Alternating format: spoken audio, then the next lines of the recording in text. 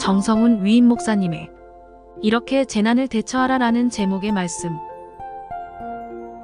예레미야 18장 5절에서 10절 말씀. 그때 여호와의 말씀이 내게 임하니라.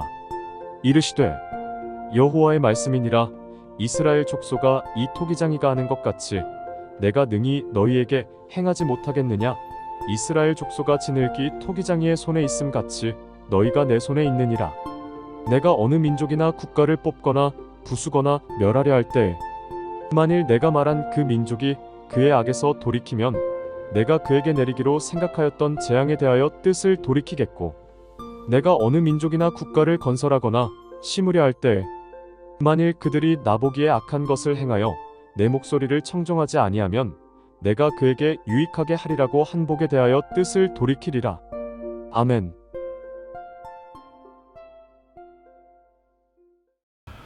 유엔에서 발표한 세계 재해 보고서에 따르면 지난 2000년부터 2019년까지 20년간 발생한 재해가 무려 7,348건에 달한다고 합니다. 사망자 수는 123만 명이 달하고 있고, 재산 피해액은 무려 얼마냐 놀라지 마세요. 3,400조 원에 달한다고 합니다. 아마 놀라지 않는 분들은 이 액수가 얼마나 큰 돈인가를 아마 알지 못하기 때문이 아닐까 생각을 합니다. 재난으로 인해서 죽는 사람, 인명 손실, 재산 손실, 여러 그 손실들을 생각해 본다면 이 재난이라고 하는 것이 왜 우리에게 닥치는 것일까에 대해 진지하게 고민해 보지 않을 수가 없다는 것입니다. 앞으로 이 시대는 어떻게 될 것이냐? 이전과는 전혀 다른 세고 강한 재난들이 닥쳐올 것이다 라고 말합니다. 규모면에 있어서도 그렇거니와 또 파괴력에 있어서도 타의 추정을 불허할 정도라고 하는 것입니다. 미래학자들의 말에 의하면 앞으로의 재난은 자연재해보다 사람이 일으키는 인간재해가 훨씬 더 크고 강할 것이라고 경고하고 있습니다.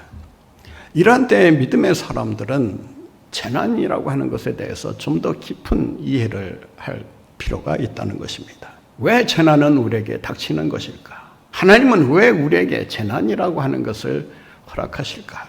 그 이유는 무엇일까에 대해 우리는 깊이 생각해 보지 않을 수가 없다는 것입니다. 하나님께서 재난을 허락하시는 이유가 무엇일까요?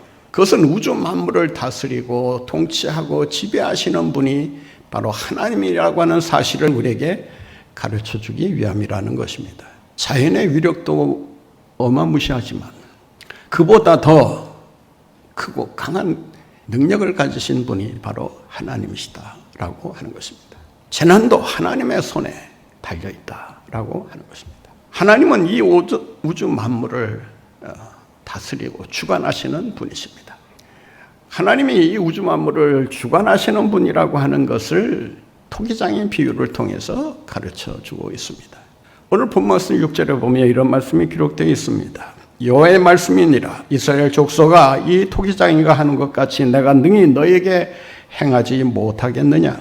이스라엘 족속아 진흙이 토기장이의 손에 있음같이 너희가 내 손에 있느니라. 토기장이의 진흙이 누구의 손에 있어요? 토기장이의 손에 있습니다. 토기장이가 마음먹은 대로, 의도하는 대로 토기를 빚거나 만들 수가 있다고 하는 것입니다. 마찬가지로 이 세상을 주관하시는 이는 하나님이시다라고 하는 것입니다. 토기장이는 토기를 빚을 때 누가 상의하거나 또 누구의 말을 듣고 하는 것이 아닙니다. 얼마든지 자기 주관하에 이런 토기 저런 토기를 빚을 수가 있는 것입니다. 이 말씀을 원문 그대로 번역하면 이런 뜻이 됩니다. 토기장이가 의도하는 것에 따라 진흙이 좌지우지 되는 것처럼 하나님께서 이 진흙을 통해서 자기가 원하는 그릇을 만드신다라고 하는 것입니다. 토기장이가 하는 일에 대해 진흙이 이래라 저래라 항의할 수가 없습니다. 왜 이런 식으로 나를 빚으십니까? 불평할 수가 없습니다. 그 모든 일을 주관하시는 이는 토기장이 되시는 하나님이시다라고 하는 것입니다. 우리 인생의 주관자 역시 하나님께서 하십니다. 이사야 45장 7절 말씀에 보면 이런 말씀이 기록되어 있습니다. 나는 빛도 짓고 어두움도 창조하며 평안도 짓고 환난도 창조하나니 나는 여호와니라. 이 모든 일을 내가 행한다라고 말씀하고 있습니다. 이 세상에서 일어나는 모든 일들은 그것이 생명의 문제든 죽음의 문제든 화의 문제든 복의 문제든 선의 문제든 악의 문제든 그 모든 것을 주관하시는 하나님이시다라고 하는 것입니다. 재난을 통해서 우리는 이 모든 만물을 하나님의 주관하에 있다는 사실을 반드시 기억하고 그 믿음 안에서 이 재난을 이기고 승리하는 삶을 살아가야 할 것입니다. 오늘 본문에 보면 주님은 분명히 우리에게 말씀하고 있습니다. 내 손에 있다. 따라서 우리는 재난을 주시는 하나님의 뜻이 무엇인가를 깊이 살펴야 한다는 것입니다. 그 뜻을 모른다면 재난은 우리에게 재앙이 될 수도 있고 재앙이 곧 심판으로 이어질 수도 있다라고 하는 것입니다. 믿지 않는 사람들은 이 세상에 일어나는 재난을 가지고 이렇게 말합니다. 우연의 일치야. 자연이 심술을 부려서 그런 거지 뭐. 하나님이 뭐 주관하시기는 뭘 주관해. 재난도 힘은 들지만 우리 인간이 힘쓰면 얼마든지 극복할 수 있어. 문제 없어. 이런 식으로 하나님의 주관하심을 불신하면서 항변하는 것을 보게 됩니다. 모든 생사 화복을 주장하시는 이는 하나님이십니다. 하나님께서 주관하십니다. 그러므로 우리가 다시는 재난을 하나님 없이 생각해서는 안 된다라고 하는 것입니다. 분명 하나님의 섭리가 있고 하나님의 계획하심이 있기 때문에 그 하나님의 섭리와 계획하심 속에서 재난이 일어난다고 하는 사실을 우리가 잊지 말아야 할 것입니다. 왜 하나님은 우리에게 재난을 허락하시는 것일까요? 하나님은 재난을 통해서 보다 더 튼튼하고 더 아름답고 더 귀한 그릇을 만드시기 위해서라고 하는 것입니다. 토기장이가 토기를 깨트리는 것은 그 토기가 마음에 들지 않기 때문이기도 하지만 더 나은 것을 만드시기 위한 토기장의 뜻이 있기 때문이라고 하는 것입니다. 하나님은 재난을 통해서 우리를 멸망시키려고 하시는 것이 아니라 회복시키려고 하신다는 것입니다. 우리는 여기에 초점을 맞추고 이 재난을 바라볼 수 있어야 됩니다. 우리를 고통에 빠뜨리시기 위해서, 우리를 힘들게 하시기 위해서 재난을 주신다라고 하는 생각은 극히 잘못된 것입니다. 하나님은 재난을 통해서 때로는 심판하기도 하지만 때로는 그 재난을 통해서만이 주실 수 있는 놀라운 축복을 주시기도 합니다. 그래서 이 재난을 가리켜서 은총적 재난이라 이렇게 부릅니다. 다른 말로는 좀 고상하게 표현하면 속량적 재난이라 이렇게 말합니다. 예를 들어서 태풍을 한번 생각해 보십시다. 태풍은 사람의 눈으로 보면 아주 굉장히 위험한 것입니다. 우리를 공경에 빠뜨릴 수 있는 무서운 세력을 가지고 있습니다.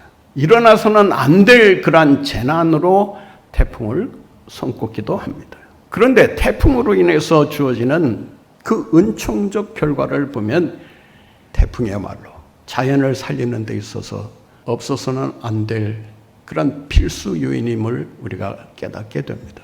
대기를 정화시킨다든지 또 깊은 바닷속에 공기를 주입해서 바다 생물들이 건강하게 살아갈 수 있는 쾌적의 환경을 만들어주는 일이라든지 태풍을 통하지 않고는 그런 결과는 결코 얻을 수가 없는 것입니다.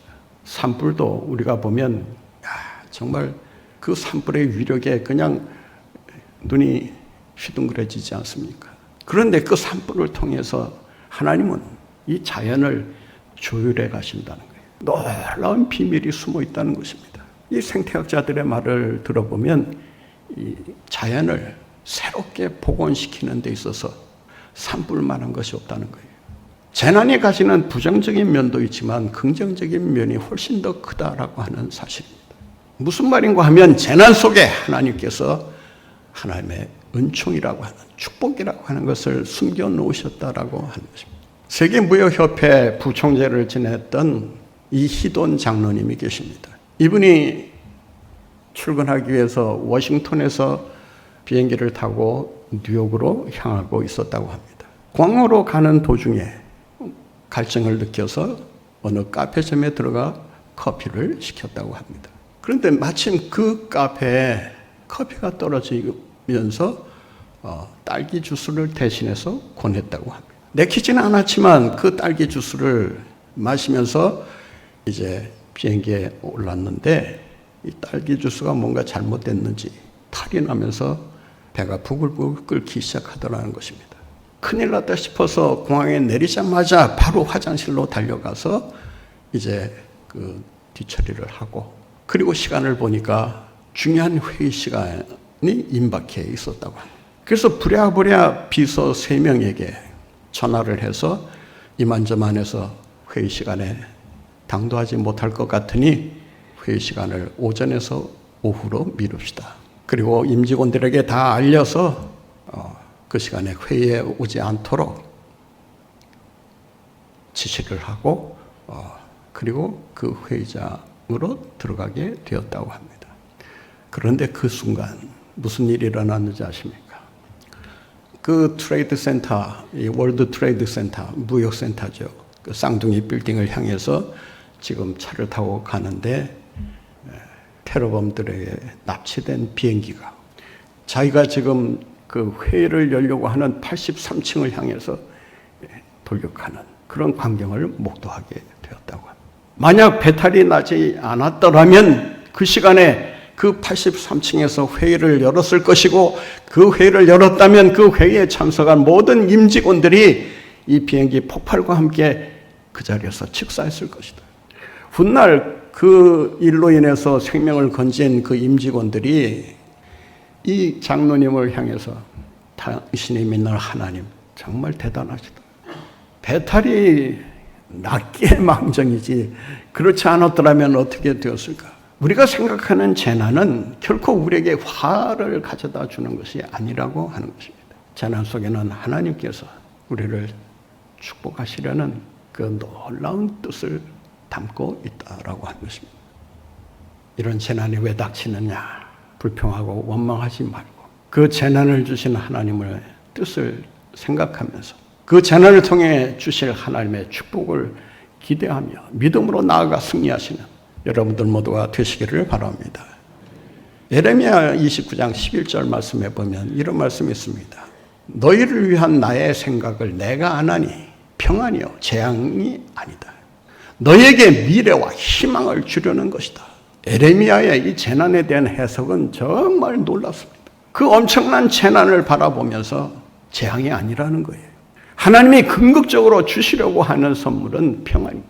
그리고 미래고 희망이라고 하는 것입니다. 사랑하는 성도 여러분, 하나님은 때로 재난을 통해 우리를 회복시키시고 새롭게 빚으셔서 위대한 그릇으로 만드시는 줄로 믿습니다. 왜 하나님은 재난을 허락하시는 것일까요? 그것은 인간으로 하여금 겸손하라고 하는 그런 교훈을 주기 때문입니다. 재난을 당하고 있으면서도 그 재난에 대해 큰 소리 치는 사람이 있다면 그 사람은 뭔가 생각을 잘못하고 있는 것입니다. 그런 사람을 가리켜서 성경은 어리석은 사람이라고 말을 합니다. 재난을 주시는 분명한 목적이 있습니다. 그것은 하나님 앞에서 우리는 아무것도 할 수 없습니다. 나는 연약한 존재일 뿐입니다. 겸손히 자신을 낮추라고 하는 것입니다. C.S. 루이스라고 하는 유명한 학자가 옥스퍼드 대학에서 강의를 할 때 있었던 이야기입니다. 한 학생이 손을 들고 질문을 하더랍니다. 교수님, 이 세상에는 왜 끔찍한 재난이 계속해서 일어나는 것일까요? 하나님은 살아계시고 사랑의 하나님이라고 하는데 어떻게 그 사랑의 하나님이 우리 인간을 이렇게 고통에 빠뜨릴 수가 있는 것입니까? 그 고난이 있는 이유가 뭡니까? 이러한 질문에 대해 C.S. 루이스가 이렇게 말을 했다고 합니다. 그렇지 않더라도 교만하기 짝이 없는 인간, 그리고 세상인데 그 인간과 세상에 고통과 재난이 없다면 얼마나 더 그들이 교만해지게 되겠는가. 고통과 재난이 있기에 인간이 스스로를 겸손히 낮출 수가 있다라고 하는 것입니다. 재난을 통해서 승리할 수 있는 길은 바로 하나님 앞에서 자기 자신을 낮추고 하나님께서 이 모든 일을 이루실 것이라고 하는 그런 믿음을 가지고 나아가는 데 있다는 것입니다. 그렇다면 어떻게 해야 우리가 재난을 이기고 승리하는 삶을 살아갈 수 있는 것일까요? 오늘 본문 말씀에 보면 회개해야 할 것을 말씀하고 있습니다. 본문 말씀 7절 8절을 한번 보겠습니다. 내가 어느 민족이나 국가를 뽑거나 부수거나 멸하려 할 때에 만일 내가 말한 그 민족이 그의 악에서 돌이키면 내가 그에게 내리기로 생각하였던 재앙에 대하여 뜻을 어떻게 하신다고요? 돌이키신다는 거예요. 인간의 돌이킴과 하나님의 돌이킴이 동일한 선상에서 일어나고 있다는 것입니다. 이 말씀은 신학적인 해석이 좀 필요한 말씀이기도 합니다. 왜냐하면 자칫 잘못하면 이 말씀을 오해한 나머지 이렇게 해석할 수 있습니다. 하나님은 사람의 마음에 따라서 이렇게 저렇게 계획을 변경하시는 분이시구나. 인간이 어떻게 행동하느냐에 따라서 하나님의 마음이 바뀌고 변경이 된다면 그러면 사람의 뜻에 따라서 하나님이 움직이시는 것이 아니냐. 이 말씀은 그런 뜻이 아닙니다. 인간에 의해서 하나님의 뜻이 번복되고 또 부정되는 것이 아니라고 하는 것입니다. 이 말씀의 근본적인 의미는 하나님께서 축복하시고자 하시면 먼저 그들의 마음에 회개할 마음을 주신다라고 하는 것입니다. 회개를 통해서 그들이 새롭게 빚어지고 나서 하나님의 축복이 그들에게 임하게 된다라고 하는 것입니다. 오늘 본 말씀을 한번 다시 보시기 바랍니다. 너희가 뜻을 돌이키면 그리고 돌아오면 내가 내 뜻을 돌이키겠다. 무슨 뜻이에요? 재앙을 내리기로 생각했던 계획을 내가 다시 철회하겠다라고 하는 것입니다. 인간의 회개와 심판 철회가 동시적으로 일어나고 있습니다. 오늘 본문 말씀에는 히브리어의 원어에는 있지만 번역되지 않은 단어가 있습니다. 그 단어가 즉시라는 단어입니다. 그 단어를 집어넣어서 이 본문을 해석하면 이런 뜻이 됩니다. 너희가 회개하고 돌아오면 즉시 순식간에 지체 없이 내가 돌이키겠다라고 하는 것입니다. 여러분, 하나님께서 우리에게 재앙을 내리기로 결정하셨다 하더라도 그 결정을 바꿀 수 있는 비결이 무엇입니까? 회개하고 돌아오는 것입니다. 회개할 때 하나님께서 그 뜻을 돌이켜 재앙 대신에 오히려 축복을 넘치게 부어주시는 것입니다. 바로 여기에 우리가 재난을 이기고 승리할 수 있는 비결이 있는 것입니다. 회개야말로 재난을 이길 수 있는, 물리칠 수 있는 유일한 비결이 된다는 것을 기억하시고 악에서 돌이켜, 거짓에서 돌이켜, 불의에서 돌이켜 하나님께로 돌아오는 가운데 하나님이 주시는 놀라운 은혜와 축복을 받아 누리는 여러분들 모두가 되시기를 바랍니다. 어떻게 해야 우리가 재난을 이기고 물리치고 승리할 수 있을 것인가? 하나님의 말씀에 순종해야 합니다. 본문 10절에 보면 이런 말씀이 있습니다. 만일 그들이 나 보기에 악한 것을 행하여 내 목소리를 청종하지 아니하면 내가 그에게 유익하게 하리라고 한 복에 대하여 뜻을 돌이키리라. 여러분 보세요. 회개하면 재앙을 내리기로 계획하셨더라도 그 마음을 바꾸어서 그 뜻을 돌이켜서 오히려 복을 주시겠다고 하는데 불순종하면 어떤 결과가 나오느냐? 그 반대가 된다라고 하는 것입니다. 복을 내리기로 계획했다 할지라도 악을 행하고 계속해서 내 말을 청종치 아니하고 순종하지 아니하면 그 복이 화로 바뀐다라고 하는 것입니다. 바로는 하나님의 말씀에 순종하지 않고 계속 자기 고집대로 행하다가 결국 그 고집에 의해서 망하는 길을 택하게 됩니다. 하나님의 말씀에 처음부터 순종했더라면 10가지 재앙을 면할 수가 있었을 것입니다. 그러나 부득불 우기면서 자기가 옳다고 주장하면서 고집대로 행하는 가운데 결국 자충수를 두고 만 것입니다. 순종이라고 하는 것은 이 건축물로 비유하면 기초에 해당됩니다. 우리 신앙생활을 하나의 건축물이라고 본다면 이 신앙생활의 가장 기초가 되는 것이 무엇일까? 여러분 무엇이라고 생각하십니까? 바로 하나님의 말씀에 대한 순종입니다. 기초가 깊고 튼튼하면 그 위에 아무리 높은 건축물을 올려도 무너지지 않습니다. 흔들리지 않습니다.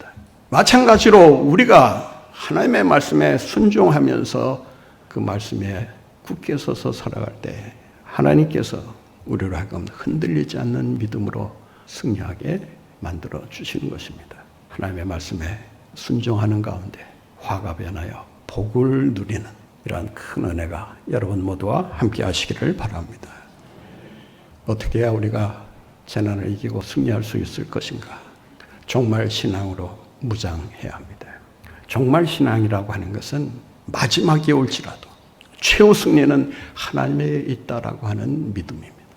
재난이 닥치더라도 그 재난이 우리를 이길 수 없다는,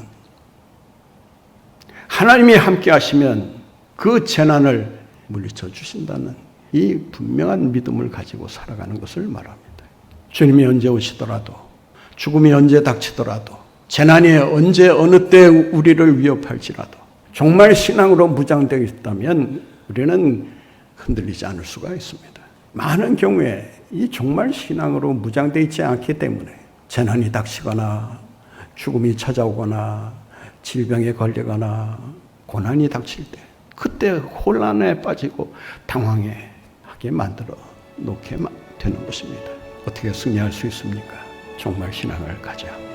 반드시 하나님께서 모든 재난을 이기고 승리하게 하실 것이라는 이 믿음을 가지고 나아갈 때 재난을 이기고 승리하는 삶을 살아가게 되는 줄로 믿습니다. 사랑하는 성도 여러분, 회개하고 돌이켜야 합니다. 그래야 하나님께서도 자신의 뜻을 돌이켜 화가 변하여 복이 되게 하십니다. 말씀에 순종해야 합니다. 순종할 때 그 순종이 우리의 신앙의 기초가 되어 흔들리지 않는 믿음으로 승리하며 살아가게 만들어주는 것입니다. 정말 신앙으로 무장해야 합니다. 언제 어느 때 재난이 닥치더라도 하나님께서 우리를 지켜주시고 구원해 주시고 보살펴 주시고 막아주실 것이라는 이 믿음과 확신을 가지고 재난 속에서도 두려움 없이 불안에 떨지 않고 믿음으로 나아가 승리의 삶을 살아가시는 여러분들 모두가 되시기를 간절히 바랍니다.